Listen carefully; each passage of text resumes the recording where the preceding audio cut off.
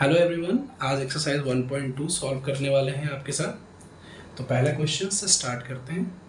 First question है हमारे पास, question number 1, prove that √5 is irrational. इसे प्रूव करने के लिए दो सेक्शन में डिवाइड कर लेंगे, थोड़ा जगह शॉर्ट पड़ेगी। So first let √5 be rational. Assume करेंगे कि √5 क्या है, रैशनल है। So now we take two integer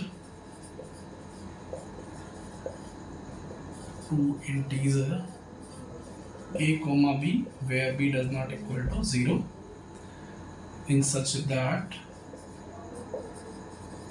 we are going to write √5 is equal to a upon b.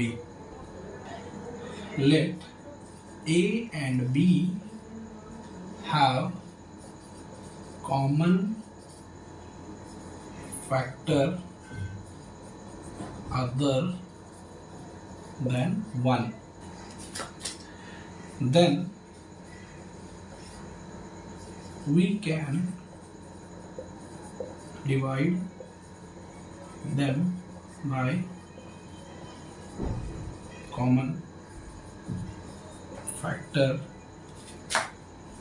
and assume that A and B are co-prime. Co-prime वो number होते हैं जिनके बीच में सिर्फ और सिर्फ 1 कॉमन होता है और कोई फैक्टर कॉमन नहीं होते, वो कॉमन फैक्टर को-प्राइम कहलाते हैं। ठीक है। A is equal to √5b।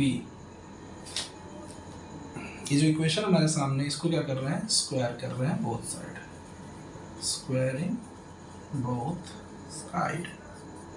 Square कर दिया तो क्या बन गया, a² is equal to 5b²। From this हमें क्या मिलेगा कि a² के अपॉन में 5 आ जाएगा। तो इसको ऐसे लिख के दिखा देते हैं। therefore a² divided 5 is equal to b²। From here लिखेंगे a² is divisible by 5, so a also be divisible by 5. Now assume a is equal to 5k where k is an integer. Okay, put the value in this equation 1.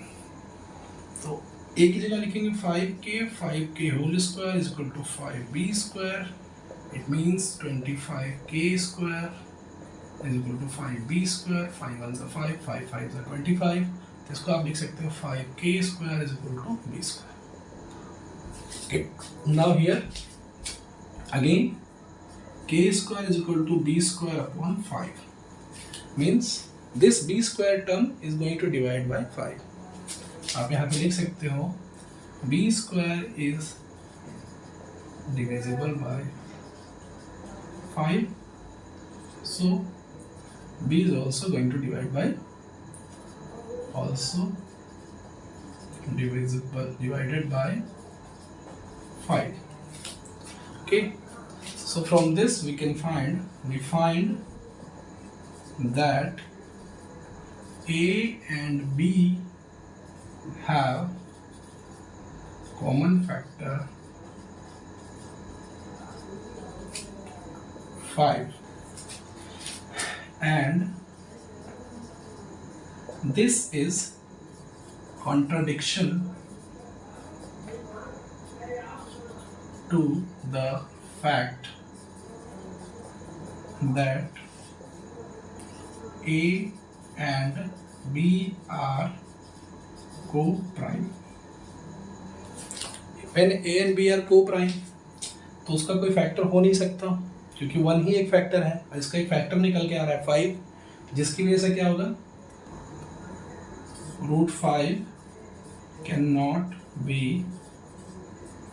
written in form of p by q, so it is irrational. Okay, ये proof हो गया। चलिए एक बार समझ लेते हैं फटाफट। Proof करना है √5 एक इरेशनल नंबर है, तो हमें एज्यूम करना पड़ेगा पहले कि √5 एक रैशनल नंबर है, जिसको हम a बाई बी या p बाई क्यू के फॉर्म में लिख सकते हैं। p बाई क्यू के फॉर्म में या a बाई बी के फॉर्म में लिखने के लिए हमें इंटीजर की ज़रूरत है। दो इंटीजर लेते हैं a और b, और उसको किस तरह से लिखते हैं, इस फॉर्म में लिखते हैं √5 = a/b। यहाँ पर a और b का सपोज करते हैं कि कॉमन फैक्टर होगा जो कि 1 के अलावा होगा। अगर सिर्फ और सिर्फ 1 कॉमन फैक्टर होता तो उसे हम कोप्राइम कहते हैं, बट हम ये भी अज्यूम करेंगे कि a और b क्या है, कोप्राइम है। चलिए स्टार्ट करते हैं। Let a and b have common factor other than 1, then we can divide them by common factor and assume that a and b are coprime. ठीक है, ये स्टेटमेंट आपको लिखना ज़रूरी है। अब इस इक्वेशन से आप देख पा रहे हो a = √5b, क्योंकि √5 के नीचे डिनोमिनेटर में 1 है और क्रॉस मल्टीप्लाई होगा। चलिए, तो a = √5b, स्क्वायर करोगे दोनों side, squaring both side, a² = 5b²। अब यहाँ पर हमने इसको और सिंप्लीफाई किया, a² को 5 से डिवाइड किया है, तो जो आप देख पा रहे हो तो a²/5 = b², means a² is divisible by 5, so a is also divisible by 5। अब अज्यूम करेंगे a बराबर 5k, k कोई भी इंटीजर हो सकता है। a की जगह मैं 5k पुट कर रहा हूँ, तो 5k पुट कर रहा हूँ, 5k का whole square means 25k² = 5b², 5 5 = 25, बचेगा 5k² = b²। Again k² = b²/5। अब यहाँ पर b² डिवाइड हो रहा है किससे, 5 से। जब b² 5 से डिवाइड हो सकता है तो b भी 5 से डिवाइड हो सकता है।